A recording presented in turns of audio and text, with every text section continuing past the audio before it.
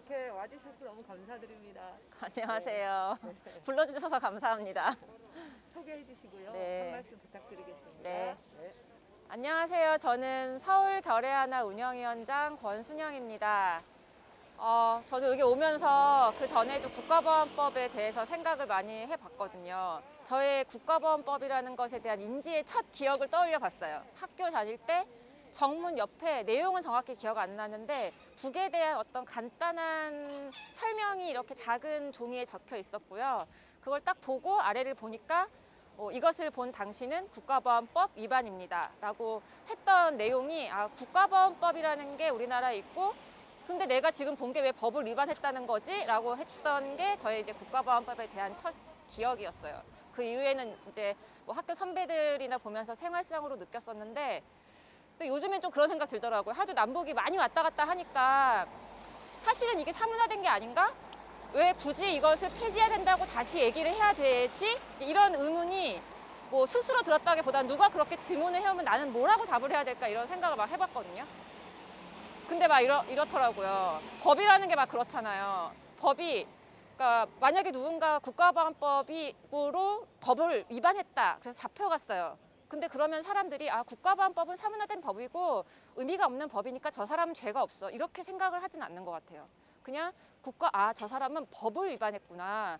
이렇게 생각을 하지 국가보안법이 문제니까 문제가 되지 않아 라고 생각하지 않는 것 같아요. 그러니까 법이라는 것 자체로 사람들의 행동을 구속해 놓고 문제가 되지 않은 걸 문제시 만드는 것을 사실 75년 동안은 했다는 생각이 확 떠오르면서 다시 이 법의 시작, 사실은 독립운동가 때려잡던 그 법이 여전히 우리 사회에 유지되고 있다는 게 정말 비상식적이라는 생각이 들었어요. 특히 저는 이제 평화운동, 통일운동하는 한 사람으로서 결국 국가보안법이라는 게 우리의 반쪽을 적이라고 규정해 놓는 법이고 도대체 전 세계 국민들 중에 전 세계 시민들 중에서 우리 남쪽 사람들만큼 북을 모르고 북에 대해서 이유 없는 적개심을 갖고 있는 사람들이 존재할까 싶거든요.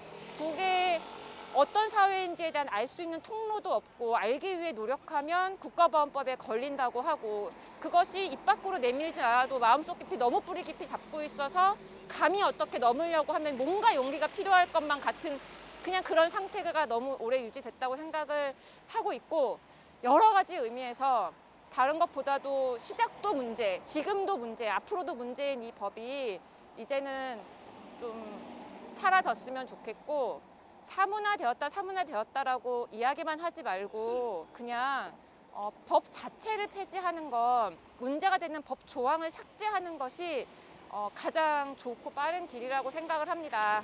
네, 저는 어쨌든 국가보안법에 대해서 요새 좀 여러 가지로 많이 생각을 하고 있는데 한 말씀만, 이게 편집된다고 하니까 한 말씀만 더 드리면은 역사적으로 보니까 국가보안법이라는 게 명칭은 그렇게 만들어 놓고 결과적으로 국민들과 시민들이 어떤 선진성, 앞으로 한 발자국 나가고 사회를 바꾸려는 어떤 행위들을 인위적으로 제한했던 사례들이 너무 많더라고요.